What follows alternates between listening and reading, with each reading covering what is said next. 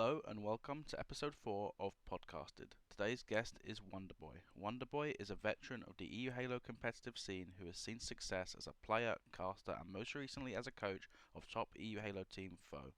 Today we talk about him and his team's perspective on the recent roster changes between Foe and Quadrant, the journey of his team throughout Halo Infinite, and much more.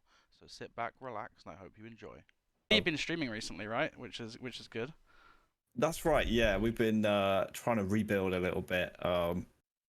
Did stream at the start of Halo Infinite, and then obviously Navi came knocking, and I was like, I probably shouldn't be streaming like all the Navi secrets at this Yeah. point. So kind of fell off a little bit, but like getting back into it slowly but surely. And I guess you got to build the team brand back up again. Hopefully, get that big org. So yeah, I think it's been good. We haven't got a lot of EU Halo streamers, so I'm happy that you've been at it again. And I guess you guys had scrims today, right? Was that against the Quadrant roster? Yeah, that's right. We've got them booked in for like 2 days a week, Okay. Tuesdays and Fridays. Obviously, we're recording this on a Friday. A bit of background knowledge for anyone listening, but yeah, we just got off. Think we usually scrim them at like 3 scrims. Going through every objective is like 3 hours long, and then we usually do like VOD for like an hour and a half, and then that leads us to like where we are now. Uh, so yeah, scrims were good. Some good learnings. It's always fun to play against Quadrant because they have such like a unique style of play. So Yeah. uh, Very it's always intensive. definitely our best practice. Yeah, like you say, very intensive. Okay, well, I mean, I want to kind of get straight into the whole Quadrant Foe thing. I think that's kind of the main talking point in EU Halo at the moment. And like I said, I spoke to Seeker a few days ago, so I think it's going to be interesting to kind of get your view on things as well. But like I said, I think we'll start from the kind of most recent goings on and maybe work back just a little bit. So obviously the first two tournaments happened recently, the first three I guess now, and Mm. the Foe roster looking really really good. And then I guess out of nowhere almost it seemed like Snipe Drone joined Quadrant, and you guys suddenly the next day you're scrimming with Chick. I guess like from like your guys' point of view, how did it kind of come about? Did you have much warning, or was it a little bit kind of caught you by surprise? So we had just gone undefeated in Cup number 2, and then obviously we were all quite happy. And then the next day, obviously, Mike had got on the site drone had got on the offer from Quadrant, and we were all kind of surprised. Obviously, we were doing so well, but at the it is what it is. Do you know what I mean? Like it's Yeah. just one of those where it's like you can't beat the game. It's like the house always wins in casino. Like they held all the cards. There's no, Yeah. if we had maybe been able to find and convince an organization to lock us under contract sooner, then obviously we would still be with the team that it was. But we were very fortunate that Seb Chick like reached out to us. Yeah. Because when I spoke to Mike when he obviously approached me and said like, "Hey, I'm leaving," I asked him like out of interest like who it was for, and he said it was for Chick, and I was like that for me was the most surprising part of the whole thing. Not that like Mike was leaving, because for me it made logistical sense. Yeah. Yeah. He's good enough. I mean, we're all good enough to like play earning a salary, but Mike arguably probably the most deserving of a salary like within European Halo. Um, but the fact that like it was Chick that was getting cut was probably the most surprising thing to me, because like statistically when you look at it, he has his objective efficiency is like crazy good. Like he's always capping strongholds. Like he's in like the top leaderboards of all of the like LAN events in terms of like objective, like every objective stat Yeah. pretty much, like oddball, king of the hill, strongholds. And his KD wasn't as bad as like it could have been, given that like the uh language barrier wasn't as big of a problem as it could have been. Yeah. I don't know if anything what I just said makes sense, but No, I no, did it does. get to listen to like what Seeker said to you, because obviously being on the faux side of it, we know like how we feel, but it's always fun to hear like how the other side of it is, because I myself as a coach, like I don't really interact with the other side that much, Yeah. outside of like organizing scrims and that kind of thing. So it was fun to hear how Seeker said that there were too much communication like on the Quadrant side. Yeah. Obviously speaking English and having, I mean, what, we're into our second week I think now with Seb. His communication is like so good, and it complements our roster quite well. So yeah, it was a surprise hearing Mike saying he wanted to leave. I won't divulge what he said during our conversations, Yeah. when he said he was going to leave, but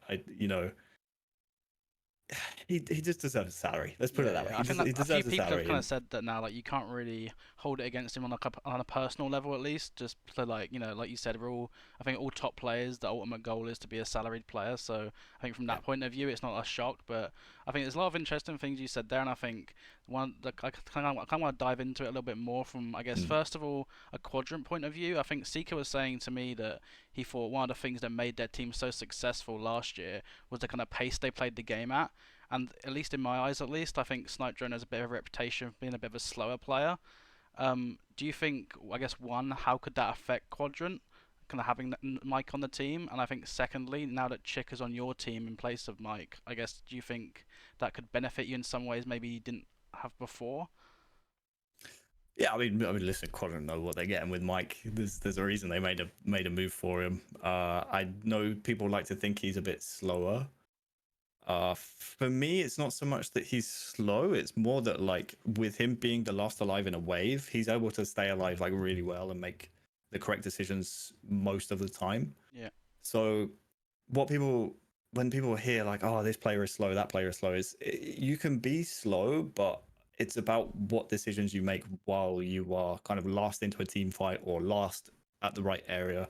yeah, Um, so I think Quadrant have no problem playing fast with Mike. Let's put it that way. Having yeah, seen how they play in scrims, having had hands on them in tournament play, like they're still playing to like a really good pace, which obviously helps us, you know, expect that pace because that's the pace we're going to be playing in North America, and that's yeah, ultimately the end goal is to win NA events.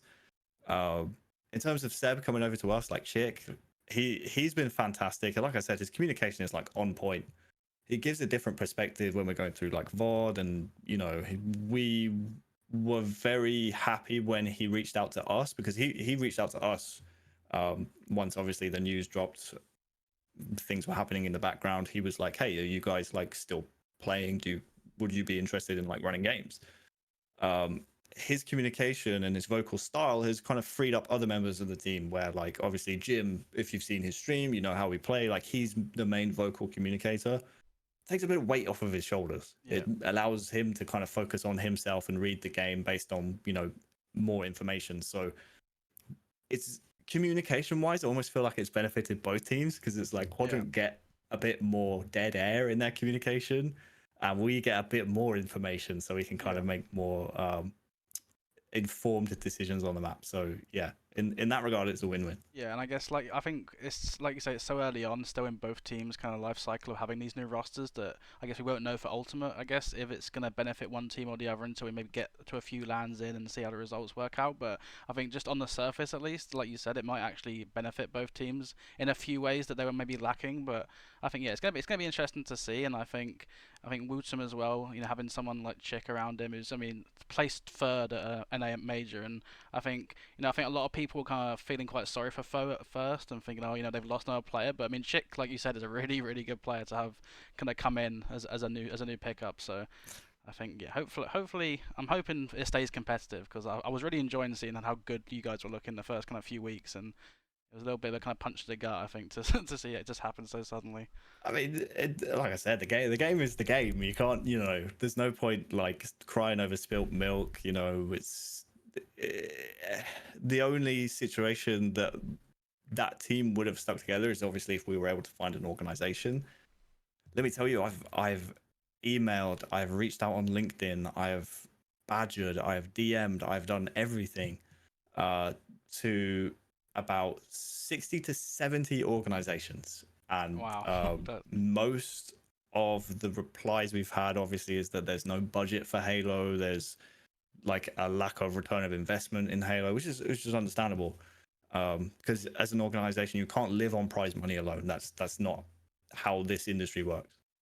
Uh, so realistically, it was unavoidable. I always knew it was going to be a problem. We were kind of suffering by our own success, and then the next day Mike sends the text. I'm like, yeah, I already know what this is about. Like, don't worry about it. Yeah, no, it, So yeah. it sucks though, because like you said, I think the state of Halo Infinite almost makes it more difficult for you guys. 'Cause I think as a team, Jimbo's got quite a big following, and like especially on his streams, and even I think when Mighty streams, when you stream, like you guys do have like a good following, and I think Chick as well, even though he's not part of that Quadrant roster anymore, I think he's gonna have a lot of fans still, kind of from his time on that team. That I'm hoping maybe once we kind of land in, if it gets to that point where you guys still haven't got an org, I'm hoping that orgs will realize like you guys still have like a really strong following in like EU Halo and even internationally as well. Yeah, this is what we were speaking about last night. Because to be honest, I mean, looking at the state of play, like I'm not sure if I'll be able to go to Wellington just based on the fact that like yeah, we get flights, hotel coverage from EE and HCS, but man, events are expensive. Like Yeah. if you're ordering out food you're going out for meals, you get taxis. Like with an organization, this stuff is covered.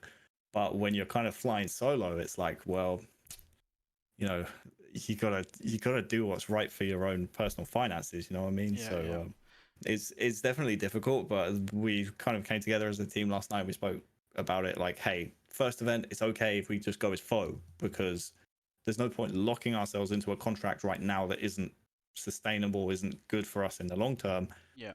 Whereas we can prove we can hang at the highest level at LAN events and then turn some heads by getting the results that we believe we can achieve. So Yeah. that's the game plan, I think, in the short term for foe. Okay. Obviously, we're open to any organizations that want to talk to us, but so far, yeah, it's been slim pickings. It's been a bit difficult. Yeah, so I do hope you guys get something soon because I think it would be great for the scene as a whole and obviously you guys on a personal level. But I think just kind of talk more about I guess the faux ex Navi roster off the back of I'm kind of thinking I guess all the way back to Blackpool is the most kind of recent major event you guys have kind of been out to and had that crazy final against Quadrant.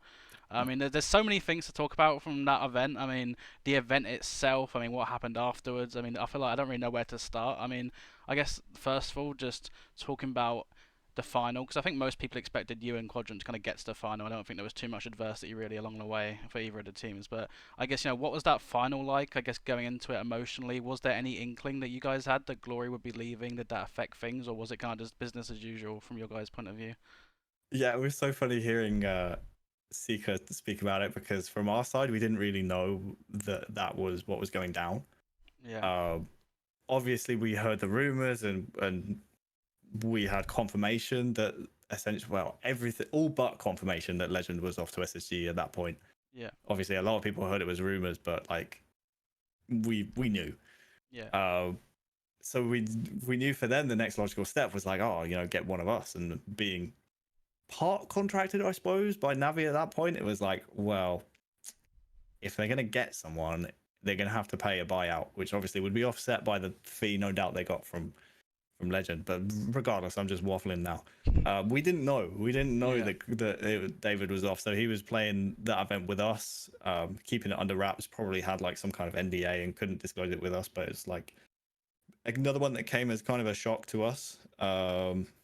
Not the biggest shock in the world, because obviously we knew it would be one of us.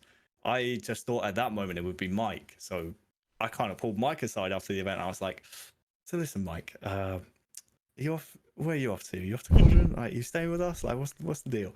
And he obviously kept quiet because he didn't know.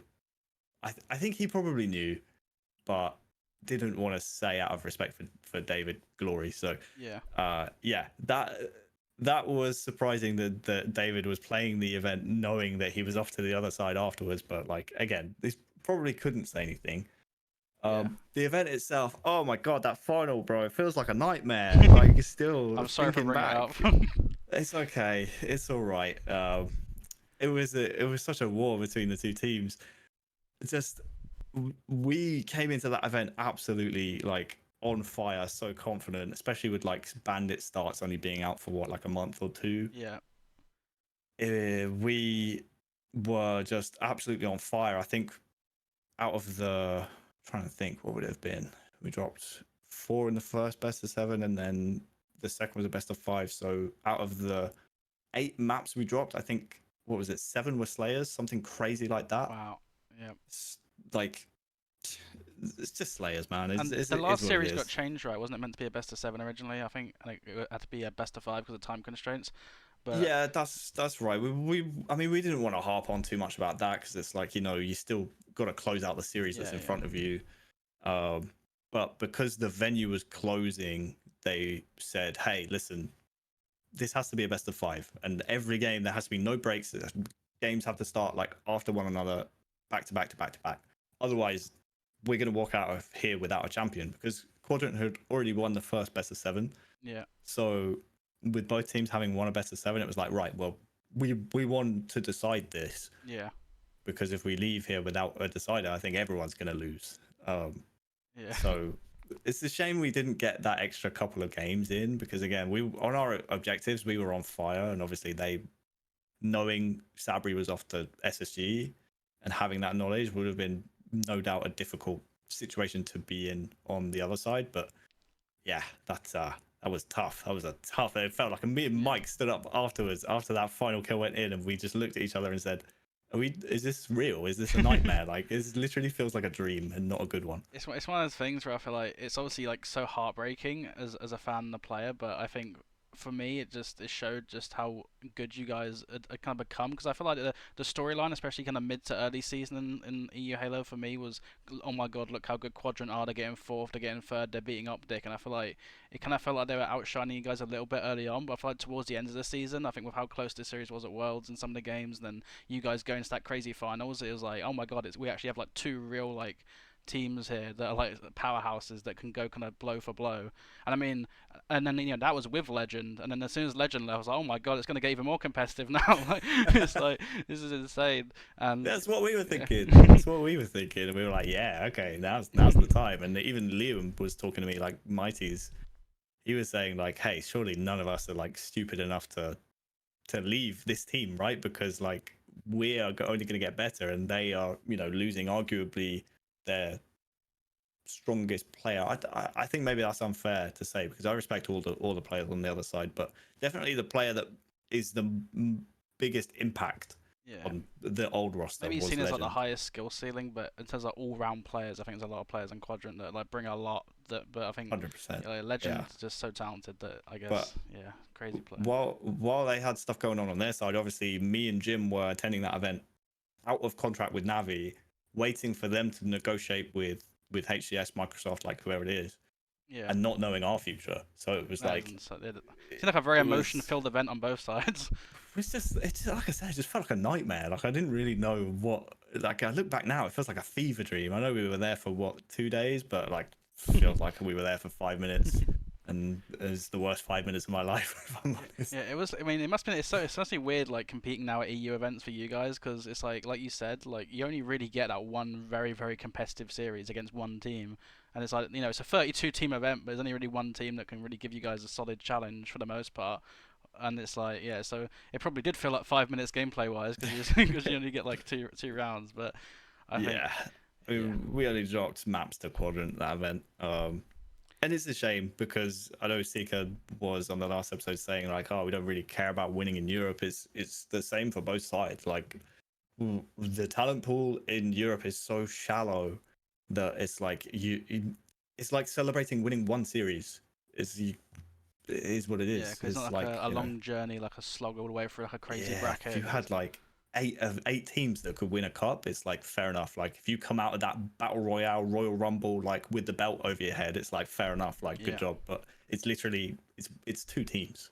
And I think especially how it is. I think with the kind of online EU cups, it's probably more of a feeling, because I think you guys and Quadrant have both won like 1 million online EU cups at this point, where like maybe it's a little bit kind of a numb of a feeling, but I still think hopefully with the lands, we're not that many EU lands, like Blackpool, Valencia, and then obviously you've got London coming up. So I think like, I mean, Seeker was saying it a little bit, there's still going to be that extra motivation. I think London will most likely be kind of international, obviously, right? With like a lot of the NA teams coming over, so that'll be a big one. But I think, you guys have had so much success. I mean, I guess Wooten may be a little bit newer to things. He's recently won his first few online cups. I hope that at least felt good for a little bit for if he won it with the first 2. I was half expecting it to be Wooten that was approached, if I'm honest. Yeah, I was thinking that as well, maybe. There was the background with Mike from the Ascend days, so like that made sense. But that's why I'm like scrambling to find an org, because it's like, now we've got Chick, we've got Jimbo, we've got Mighty's, and we've got Wooten. It's like I don't want anyone poaching these guys now, because otherwise we're just gonna get picked apart. But yeah, Wooten is crazy. It's some of the things he does on the map, I mean, you can obviously see from Jim's stream, from like our gameplay and tournaments, that kind of thing. Like he is just ridiculously consistent in terms of damage dealt. Yeah. But for me, for like a 17-year-old to have the mentality he has is like Yeah. it's unreal. Like he's the exact same in tournaments as he is in scrims, as he is outside of game. Like he's just special, you Yeah, know. I've only heard I really good know things about his professionalism, just generally. Like I was, there's like he's crazy. obviously memes about like being Finnish, right, and being just kind of like dead inside, but like he genuinely, me and Onset joke about him being a robot because it's like you're just like So, on a level, you know, just constantly just like straight line, like completely never wavering, just always I consistent. think what's the word, like stoic people say. I think that one Yeah, sounds like more complimentary when you say that. very stoic. But I was Yeah. gonna say one little story that I've got. I actually heard Looney telling this stream again earlier, so it's kind of public now. But is I remember when obviously we played a lot of the online cuts with you guys, so it was kind of very obvious to 99% of people that he was joining you, but he still hadn't officially told the kind of ex Bittersweet roster, even though it kind of goes without saying.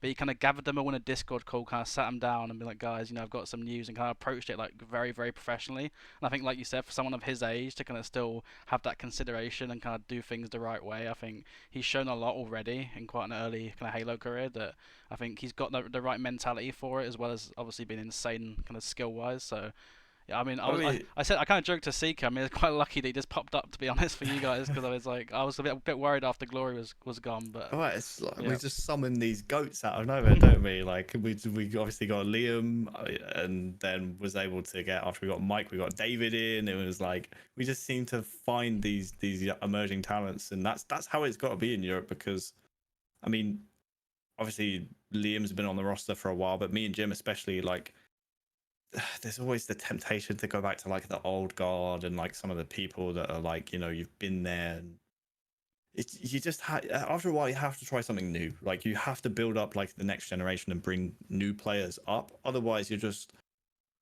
what is it they say, like the definition of insanity is like trying the same thing yeah, over and over and expecting different results. Like unless like like one of the old guard was putting up ridiculous numbers and was like undeniably the best player outside the top two teams, yeah, there's no reason to like try and cover old ground. So yeah, it was a no-brainer getting Wooten. Funny enough, like the rest of the team was actually like, hesitant, yeah. and then I was like, guys, come on, like we should try him. And then Jim played with him in matchmaking and was like, yeah, guys, I think Wooten's pretty good. And then Liam was like, no, I still don't know, guys. And then Liam played with him and he was like, yeah, I think Wooten's pretty good actually. I think we should go for him. He is. And there's a few ridiculous. factors. Just really, really quickly. Obviously, we were playing with Barcode. We were interested in Barcode, but the Barcode thing again hinged on us getting an organization, which is always fun. We wanted to get Barcode for sure, and he was down to come over to Europe with his Serbian passport, but that again just didn't materialize. He got offers elsewhere, and it's like, you know what? It's a similar situation with Snipe Drone, where it's like we can't deny you Yeah. what you deserve. So there was that, and then obviously the other, what's the word, like trepidations before picking up Wooten is like all it takes is one mouse and keyboard nerf from 343, Oh yeah. and it's, you know, need I say more? So it was super risky, and we'll have to see how he does on land. But I think he's hungry. He's hungry, and he does Yeah. what we need him to on the map, which is And then, I always a mean, plus. yeah, I know it was only obviously with that bittersweet roster at Blackpool, but even then, see, he played against some fairly solid teams, and seeing him on Xbox on mouse and keyboard, with apparently how much delay there is, and he was still playing very very solid. So I'm hoping that's good signs at least, but. Yeah, I think hopefully they don't nerf it, because that would be a little bit, it'd be a bit awkward. But I think you guys definitely, Would I just think, be kicking us while yeah. we're down, to be honest with you. I think at that point I'll be like, you know what, maybe this esports stuff isn't for me at this point. Well, I mean, looking at the landscape, I think you guys definitely made the right choice in my opinion. And I guess I won't ask you to go in depth in every single roster change, but I kind of want to talk about, I guess, the Navi Halo team generally. I mean, I think you went on the team straight away, right? You kind of joined a little bit later on into Infinite, and Mm. you guys. I mean, you've had so many rosters. It feels like at this point. I guess, just thinking generally about some of the changes, I guess, have you learned anything along the way about your kind of philosophy on team changes, and maybe things that you would have done differently, or do you think at the time kind of each change you made was kind of given your best knowledge and it was just kind of best available? Yeah, I think there's a couple of things obviously you have to consider, because especially with battle rifles, individual skill gap was not a thing. Like Yeah, you can't get someone in and expect them to be a legend or like a bound or whoever. Uh, typically, as long as you understand like the top level or have that individual ability and like capacity to understand that level, we're always going to be interested. Most of the outgoings were typically from people like burning bridges, attitude problems, feedback yeah, problems, mostly that kind of thing. The exception to that was when Snakey left. Was mostly a commitment thing with Arkel. Still one of my favorite teammates to this day. Just always great vibes, and I think we started the first 3 events last year with Arkel. Maybe the first two, just because it was like, man, this guy can hang. He's so good, but to push the next level and push the boundary, like we need a bit more commitment in yeah, terms of being able to put hours in and VOD review, that kind of thing. So that's the only reason we parted ways with Arkel. My philosophy is so much about like outside of the game. Obviously, the inside of the game stuff can be taught. And as a team, you can orchestrate what you want to do on the map, regardless of what player you've got inside the European top eight. Like that's pretty much how, as long as you are open to understanding it, like that's how the European scene is.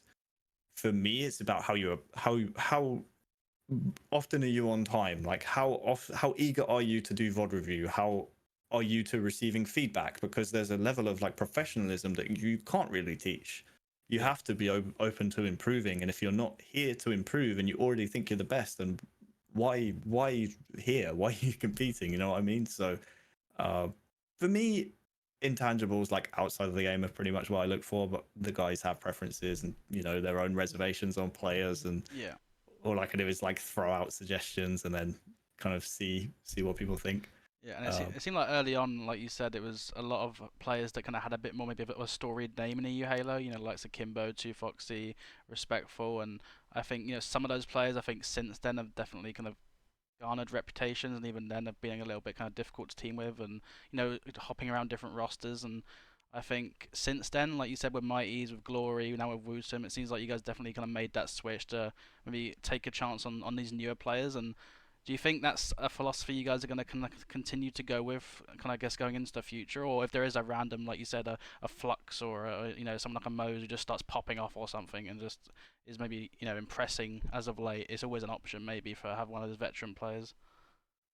yeah, it would have to be like I said, consistently outstanding performances, because typically the I mean, I don't envision this team making a change unless we're forced to, Yeah, which is why we're trying to get an org down like ASAP. Um, it would have to be some crazy performances. The only way I could see us deviating from that kind of mentality in terms of bringing in new talent would be if Arkel Snakey was like, yeah, you know, I'm I'm ready to give this 100%. I can give this 100% of my time. Like I've got nothing going on outside the game now. Let's head yeah, down, yeah. because we know Snakey's really good, really good, especially with battle rifles. Haven't seen him too much with bandits, but I feel like again, he'd be a it's beast probably. oh yeah, 100%. The other thing would be, if a barcode was available, if there was like a consistent top 6 pro moving to Europe and it's like, hey, I'm available for a team, Yeah, then that would be a no-brainer, because one of the things we've enjoyed with Chick joining the team is how quickly he's plugged into the system and like how he understands like high level Halo. yeah, And part of our slower results early on was like, how much do we understand, or rather how much does Chick understand like what we're trying to do? And then we play with him and it's like, okay, he understands 100% of what we're trying to do, because Halo is like, a universal language. So it's just about, yeah, how how quickly we can get people up to speed. The old guard, unless you're putting up like 2.0 KDs, I'm sorry, like it's probably a mentality we're going to try and yeah. stick with in terms of like getting the new guard. Yeah, and bringing them I up think to it makes a speed. lot of sense, and I think especially when you got players like Wusuma just putting up such good like raw numbers, you can't really like ignore that. And then on the other side, when you got players like Chick and that have they've proven that they can compete at the highest level kind of internationally, I think yeah that's always going to make the most sense. And I guess just to speak about you a bit more in terms of your journey as a coach, I'm thinking. I mean, I'm not wrong in saying that. I don't think you do much coaching before Halo Infinite, or was this your first kind of Halo giving it like a proper go? My first event was coaching at EGL 8, Oh and it no. was the final event of Halo Reach. And I'm trying to think of the team. It was Septic and Flux Oh, and John Spen and Bright Side? Brightside. Yes. Yeah, Brightside. That's Very right. good team.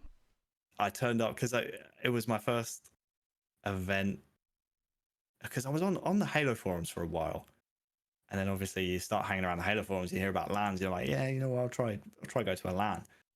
I had been to Eurogamer, I think the week before, maybe 2 weeks before, because I was interested in Halo 4, and Halo 4 was playable. So I was like, well, that's a bit closer to me than Manchester. Let me go and see what some of the Halo forum members are saying. Let me see what Halo 4 is like.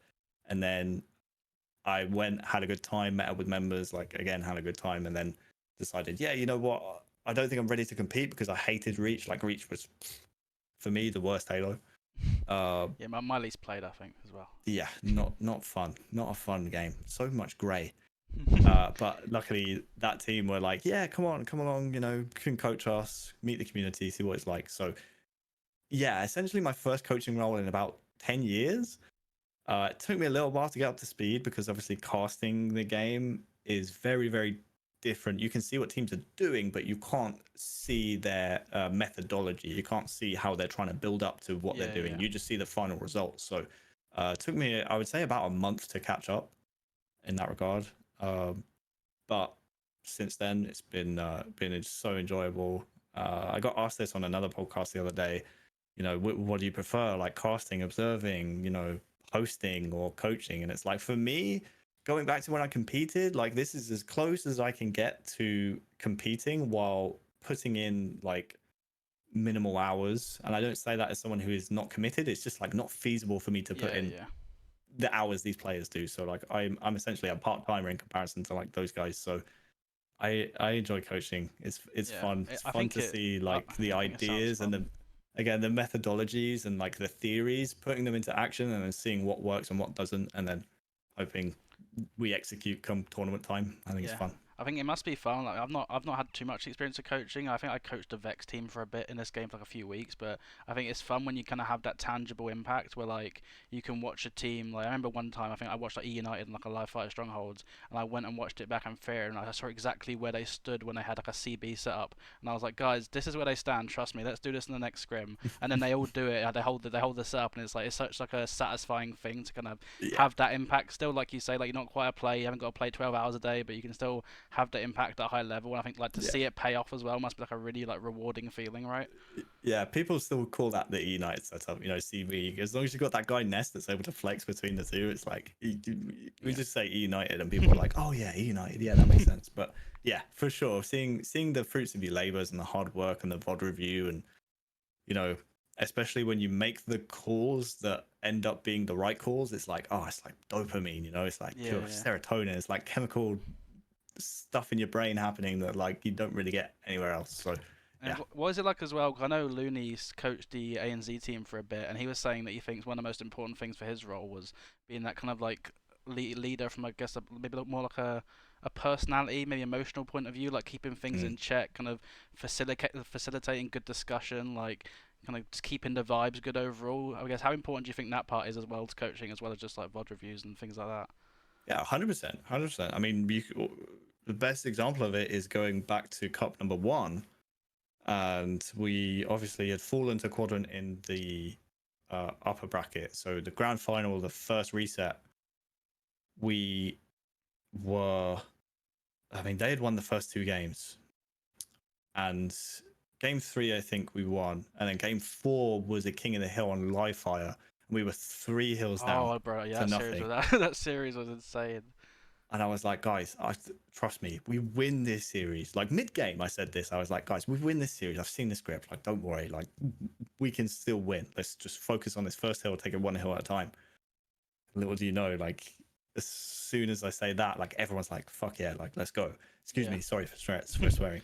It's a family show, I know. You'll bleep that in editing, right? Oh, of Okay, good. course, of course. Um, give you some more work. The you know, you get one hill back, then you get two hills back, and it's like, yeah, they are not expecting us to bounce back with this amount of resilience. So is probably one of the most important parts, because the players know what's going on. It's just about kind of knowing that they are tunnel visioned in the moment and maybe a bit emotional, telling them how the situation really is, and then hoping they realize. I would say Yeah. that's probably the biggest thing. I think also like you've kind of had a decent amount of time now, especially with Jimbo, of course, but even with Mighties, and I think you've having this time with these players, you probably get a better kind of handle on what it is you have to say and how you have to say it to kind of get the best out of them. And yeah, I think coaching it's I've said it a few times that I think there's not a lot of real coaches in Halo. I think there's a lot of people that have are kind of human stopwatches, but I think most of that is kind of because most players don't want a random coach kind of telling them what to do. But I think if you take your role seriously and like you said, I think for me most important thing from your point of view is that you had that background as a competitor. And I think if you've got that kind of stock where people can look at you and be like, this guy played at a pretty high level, so he knows what he's talking about. You know what I mean? And I think if you have that and you put in the work and do the VOD reviews, and I think a random question I've got just on the back of that, and I was saying Go about for the it. kind of E United thing. Do you do that where like you'll look at like, oh, SSG played this situation like this, or or whatever, Quadrant played this situation like this, or do you Yeah. have like a balance between that and maybe like working things out in your own kind of way to suit your team's play style? Yeah, I mean, we have to do that. We have to do that because again, it's if we don't do that, it's us countering Quadrant and Quadrant countering us, and then it's like if we don't look further afield, then it's like yeah, one might get the better of the other, but then as soon as we take it to NA to the majors, it's Yeah, if someone else plays a different way, and we don't know how to respond to it, it's over. yeah, So yeah, we definitely try and take a look into things. I'm trying to think. The two teams we looked into the most, I would say, last season were probably SSG, because when David was on the team, we wanted to play SSG style where they were timing the weapons and they were then setting up around the weapons as if they were like an overshield or a yeah, yeah, rocket launch, as if they were a power weapon, because they are. yeah, Um, so SSG was one we looked at, and then the other one was Shopify with Ryan on the team. Some of the things they did, my goodness! From the Kansas City boot camp before the World Championships, like we probably learned the most playing against Rhinoob's team, just yeah, because he's. If you don't know where he is, he's behind you. Like, yeah, how does he get there? We don't know. How does he find the timing windows, and what decisions are they making for King of the Hill, especially that somehow seem to benefit his team, and we need to understand those decisions. So yeah, a lot of it is looking further afield rather than just internally, but then it's about putting it into practice and seeing how it works, as well as coming up with our own ideas. yeah. And I guess two last things before I let you go. I think the first thing is obviously you've had a lot of experience yourself, kind of playing at a fairly high level in EU and now coaching. Obviously one of the highest level teams in EU Halo history. I think. Have you got any advice for players that are kind of in the competitive scene at the moment that are looking to kind of make their way up in the scene and things they can do maybe to get themselves more noticed or just kind of improve maybe a little bit quicker? It's a good question. There's probably like 1,000 things I could say, Yeah.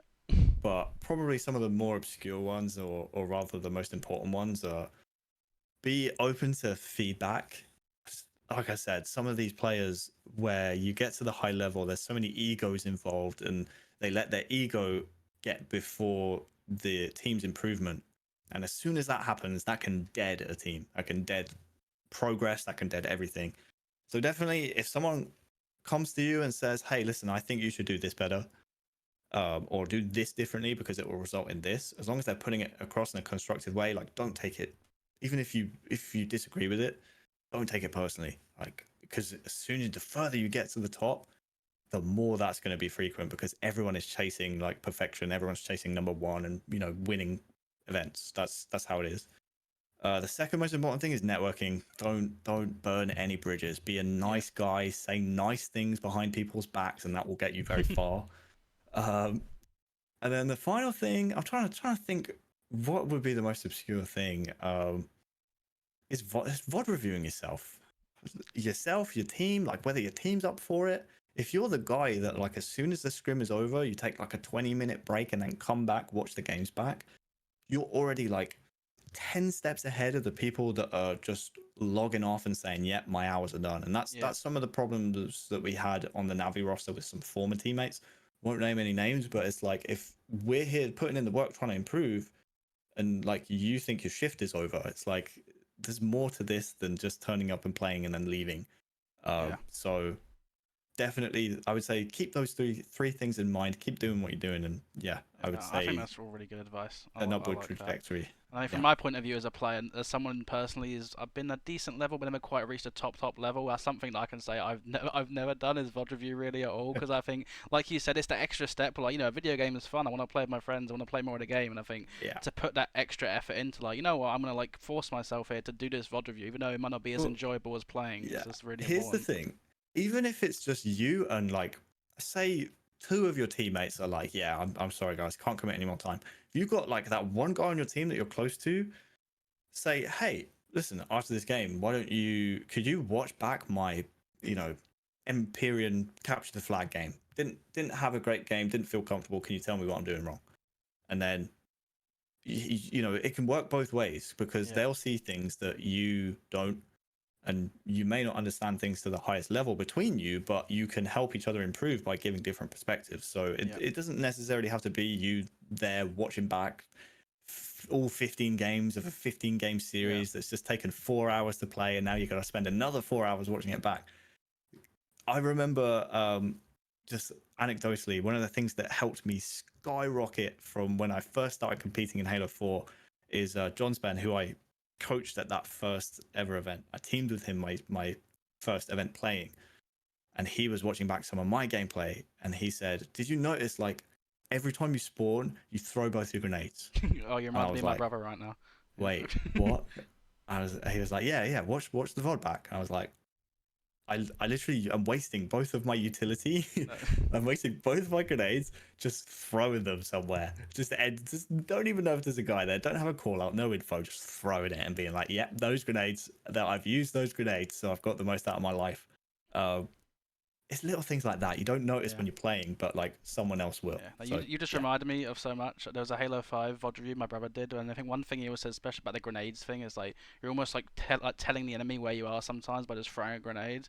Yeah. And it's like, yeah, you should save them. And the other thing is, it was a similar story. Like I was like struggling in the scrims a little bit, and I was like, Stu, can you please VOD review me, because I'm just like struggling.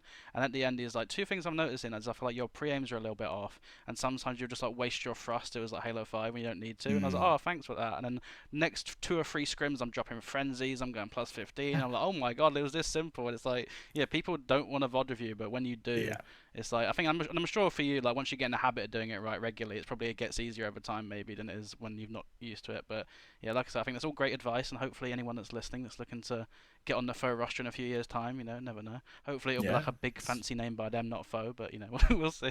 Trying to say, Foe is a cool name. I like snappy. Foe. It's like Tox. It's like the EU Tox, but it's Foe, 3 letters. And I guess last question is obviously just looking ahead a little bit for the season. I know you said a little bit kind of earlier on about some of your goals, but I guess generally, you know, what's your kind of hopes and aims for this season for the team, and you know, what kind of heights do you think you guys can reach potentially? Yeah, I mean, obviously, we want to keep balling out domestically. I know, obviously, the big aim is in America and winning majors and that kind of thing. But like, it starts with domestic success. It's I know Sika spoke about it a little bit. Like, he doesn't enjoy winning in Europe. I mean, we don't specifically enjoy it, but it's the start. It's what builds you up to like having a good run at the major and getting a good pool. So there's no reason we wouldn't take playing in Europe seriously and enjoy winning, because who doesn't enjoy winning, you know? And you get more money. Yeah, more money also helps. Yeah, especially when you don't have an organization. So I honestly think this team can make it to a grand final of a major. I believe the same of Quadrant 2. I think with Bandit starts, it's really now become such a disciplined game that like whoever is the most disciplined on the map doesn't give away any freebies to the other team that allows them to roll and continue to have control. It's going to have a lot of success. And I certainly feel currently with the state of American rosters, there are a lot of freebies out there, and there's a lack of discipline from some rosters as well. So I believe both us and Quadrant can challenge that top 2 spot and, you know, make further European Halo history. But it all starts with winning in Europe. So Yeah. that's the goal. Well, that's what I like to. As an EU Halo fan, I'm happy to hear that you guys are feeling confident. Quadrant are feeling confident. It's all looking good for the season, and yeah, hopefully we can see you both. Both get top six, get a few more extra EU spots maybe for the travel coverage. But if not, yeah, hopefully this is going to be the year that we see an EU team win an event. If not, hopefully Legend can kind of give us a de facto win, for half an Yeah, hour. we'll take that. We'll take the kind of we got a few good second-hand decks. success. Yeah, although I will say it would be a bit annoying, wouldn't it, if we both got top six at Arlington, but then the next event for travel coverage is London, Oh and it's yeah. like, Ah. yeah, congrats, you got travel coverage, but it's like a 50 quid Ryanair flight from like wherever you are in Europe to London. Yeah, like a 20 quid coach. We're both going to try and get top six as a bare minimum. That's a good kind of blanket bare minimum sort of floor, and then the ceiling is winning events, but like it starts with getting to the grand final and giving it a good go. So It's yeah. so crazy. Just the last thing is that to think, like, I know you've been around quite a while in EU Halo, and I feel like I've been around a decent amount of time now. Is how just the expectations have gone up so much, but not, and it's not even unrealistic. The fact that there was a point in Halo 5, right, where we're getting like top 16 internationally, top 20, I mean, even early on in this game, and now to be talking about like top 8, top 6, third, it's just winning events. It doesn't even feel crazy to say that now with seeing what Quadrant have done. So yeah, I'm excited. I'm excited for the rest of the season, and like I say, thank you again for giving me your time. I know you Of got course. to get to your dinner, so I don't hold you too long. But I appreciate you giving me your time. Thank you guys for watching again, and we will see you next time. See See you ya. guys.